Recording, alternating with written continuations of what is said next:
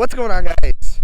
Mr. Smartwatch here, and in today's video we're going to be talking to one of my good friends, Patrick Roy1296. You've probably seen him if you follow me on TA Tech. You've probably seen him in videos on that channel. If you haven't seen those videos, I'll link them down in the description down below. Those are pretty cool videos as well. But Patrick here finally moved from Android to iOS, and we're going to talk about the experience he's had and whether we think that you guys should do it as well. Side note, I think so, but let's see what he has to say. I made the switch just because I wanted something different. Yeah. And I figured it was time to put my money where my mouth is, because I talked all this garbage about iOS sucking. And I Literally. enjoy it. And I do enjoy it. I mean, I've owned the phone for a week and I love it. I love it. Now, you also got the Apple Watch yesterday. The little time that you've had with it, what are your thoughts on it overall? It's alright. I'm still getting... My biggest problem is Siri keeps trying to chime in when I'm not trying to ask her to. Yeah, we have that problem too. I have that problem I've noticed myself, I'll be trying to scroll through apps and then Siri will pop up and be like, did you call me? No, I didn't call you. Anyways, but yeah, other than that, I enjoy it. I mean, it does everything I want a smartwatch to do. It tracks my steps, my sleep, my activity. That's all I really care about. So yeah, I got the SE, the 44 millimeter, because I'm used to big watches. Right. He has the 40 millimeter, which is actually surprisingly smaller than mine. But yeah, and honestly, I had the 42 mil on when I had the Series 4, and honestly, I mean, it was a great watch. I like the size and everything, but I don't really care. I mean, honestly, I can see pretty well, and it doesn't really bother me. It kind of makes me think of the first watch, the Series 0, that I had years ago. So, you know, I just think that size, to me, doesn't matter. I don't know about you guys, but, yeah. But Patrick here has been an Android fan, Android person all his life, and he finally got the iOS side, and he loves it. Pretty much. Yep. Would you ever go back? It's hard to say. I mean, at this point, probably not. I mean, I enjoy iPhone that much after switching. It just does everything I need it to. I love the security that iPhone brings to the table. Yeah. You know? Did you get the cellular model, or did you get the GPS model? What, of the watch? The watch, yeah. I have no idea. Oh, jeez. I mean, Time to test it out! It Leave might be the phone in the car. I don't know. It might be the cellular one, because I can make phone calls and stuff from it, I believe. Well, I mean, have you tested leaving the phone at home and going out? No. And I'm probably never going to, because maybe something you should do. I always bring my phone with me anyways. I hardly forget it, so I mean, yeah. You know, if anything, I would forget the watch at home than the phone. Right. But yeah, I love it. That's awesome, and you got a pretty cool case there as well. You want to talk about that? Yeah, I got the sub case for the 44 millimeter Apple Watches. This works with any 44 millimeter Apple Watch, not just the SE. Oh, that's great. So if you guys know me, I work security, and I'm used to wearing G-Shocks, those rugged watches anyways. Yeah.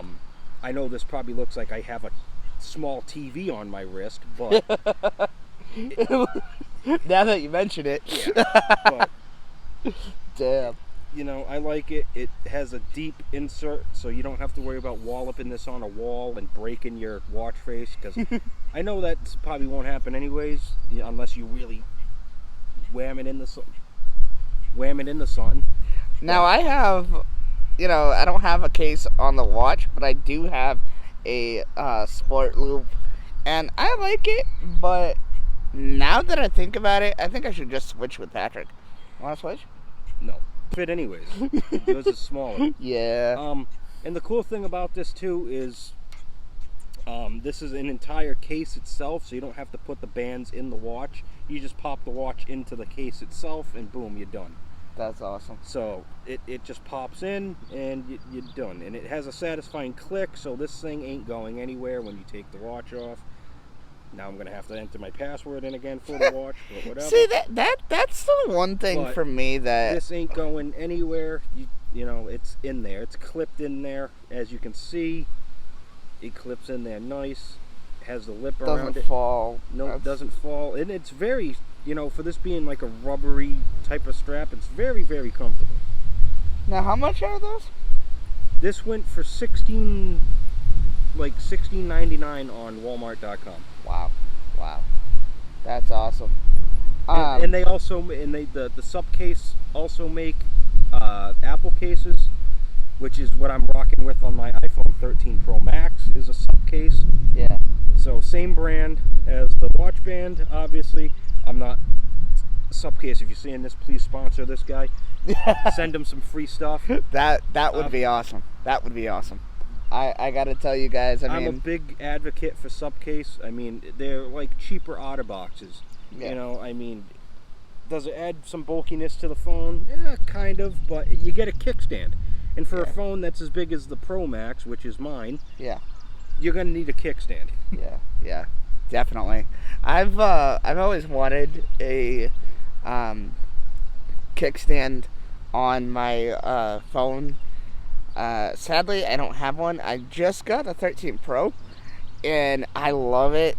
But I do have a case that has a wallet thing behind it. I have 3 cards in it. Really cool, but man, I wish I had the sub case. I might get into that, especially for the Apple Watch here. I mean, it looks really cool, and it might be something I would have to look into because, as you guys know, I am a smartwatch. Your crown. Your crown's looking a little beat up on yours. Yeah, everything looks beat up. I mean, check that thing. I mean, look at this thing, guys. I've had it for since it came out, I think. And so about a year. Yeah, about a year. And look at this thing. I mean, it definitely needs something. Yeah. Meanwhile, if you look at mine, his is clean because he just got it. Yeah, mine's brand new. But if you also look at the case, it adds some protection to the crown. It sticks out just enough where you can still use it, but it also has the lip around it too. So if you whack this, it ain't gonna hit the crown. It'll hit the, you gotta get something in there to hit that crown. Yeah. And then the power button has a button that goes over it, so it's nice and clicky. So, but I like it. It's comfortable. It's for surprisingly how big this band is. It's very comfortable. Very comfortable. It reminds me of a G-Shock. That's kind of why I got it. Right. Now, overall, would you recommend somebody get the Apple Watch and that band that you have? It all depends on what you're going to use the Apple Watch for. Like, if you're like me and just want basic functions, nothing fancy, then yeah, I would recommend it. If you're looking to know your blood oxygen level, which this watch can't do, this only does your heart rate and all that stuff. But if you want to know your blood oxygen level, get the Series 7. Yeah. Because that has all the bigger tracking features. This has basic functions, which is nice. I mean, this is $279. The Series 7 is 7. what, like 4 something? Yeah, 4. I think this is what the cheapest, the cheapest of the market right now. On the market for Apple Watches, yeah. Yeah. So this is think of it like a car. This is like the base model Apple Watch. Yeah, exactly. But it still does everything an Apple Watch can do. Calls, texts. Right. The only thing is, though, we don't have a keyboard. The Series 7, I believe, does have a small keyboard. Yes. We don't. And I mean, that's just because of the size. I mean, that thing is a chunk monster. But this, we still have swipe to text, so we can just do, or we can just talk into it. Right. Or, have Siri do it. Have you actually responded to messages and stuff like that on this the watch? Yes. And what do you think of the accuracy? The swipe to text is actually surprisingly accurate. Yeah. When I had my Galaxy Watch, I would notice I'll be trying to write O for okay, Yeah. and I'll do the O, and it'll do like a capital case O, and then I'll try to do a K, and it'll be like a T. It's like, Yeah. I mean, I noticed Safe to say, handwriting. this does, it all is, yeah, if you have crappy handwriting, then maybe you should just talk into the watch. Chicken scratch handwriting. But That's what I call it. Other than that, it's been pretty accurate. You know, 9 Yeah. times out of 10, if I got to write somebody back in a pinch, Yeah. and I read it, I just, hey Siri, done. Right. You know, Right. and she usually gets it right. And then the cool thing is she doesn't send it right away, so if she messes up, you can just click "Don't send" on the watch. Yeah, that's the really good thing. She won't send it until you hit the back button and Yeah. exit out of it, and then it'll send. But yeah, it's pretty nice. Man, I enjoy it. You know, I'm sure Taylor's sitting over here, rolling in his bed over here, me talking about iOS and iPhone. I'm just gonna say this. I mean, I've talked about iOS all my life, and we have a group of friends that, you know, will literally just say, "Shut up," you know, we don't care. We're Android people. Android's better. And yeah, I mean, I agree. It is better in some ways, but there are really awesome advantages on iOS and smartwatches in particular, I think. Yeah, I have said that there are a lot of great watch faces on Android devices, but iOS is really getting up there, and especially with like watchOS 9, iOS 16, they bring so many. Really? They bring so many great changes and great customization. Speaking about iOS 16, I will talk about it in another video, but I mean, guys, I think iOS is the new Android. But let me know what you guys think about that in the comments. Anything else you want to talk about in this video? No, don't mind the guy on the motorcycle that just drove by. Listen to Skrillex or whatever. Anyways, no, I think I touched base on it. You know, pretty much all I can say is if you're thinking about getting an iPhone, don't be afraid to make the jump. Because Yeah. I was doubtful, and it honestly put my money where my mouth is, and I'm happy that I made the switch. I'm very happy with it. One thing I have to say, and I say this all the time, is you really can't talk unless you've tried it out.